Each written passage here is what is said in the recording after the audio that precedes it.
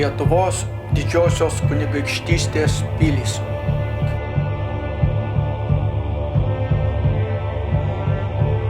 Bychavas.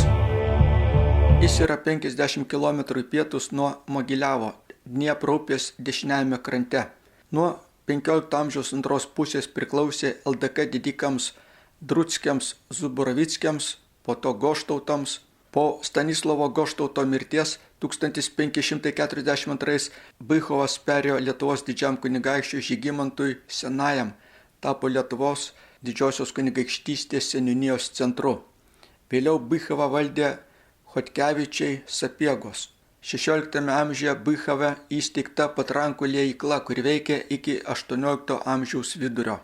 Jonas Karolis Chodkevičius 590–625 metais pastatydino Švento Kazimiero bažnyčią, miesto įtvirtinimus ir pilį. Bychavas tapo abiejų tautų respublikos pasienio tvirtovę.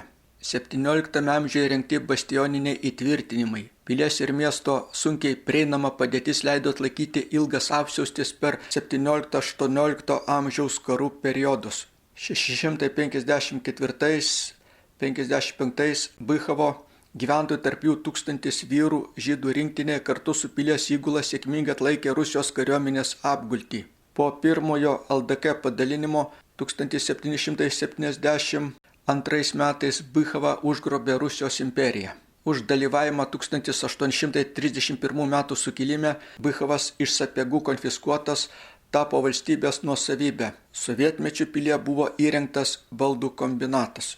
Mes galim rinktis prekių parduotuvėje, kavinėse mūsų paslaugoms meniu, kelionė rinktis laivą ar lėktuvą, net žmogų galim rinktis tarp žmonių.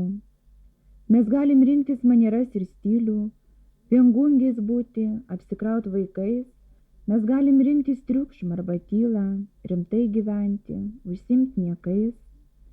Mes galim juoktis, galime raudoti ir žemintis ir elgtis išdidžiai.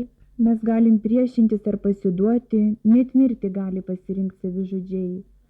Mes galim tą atmesti, o tą priimti, ir ką parašom, galime ištrinti, bet mes negalim, kada norim gimti, ir motinos negalim pasirinkti.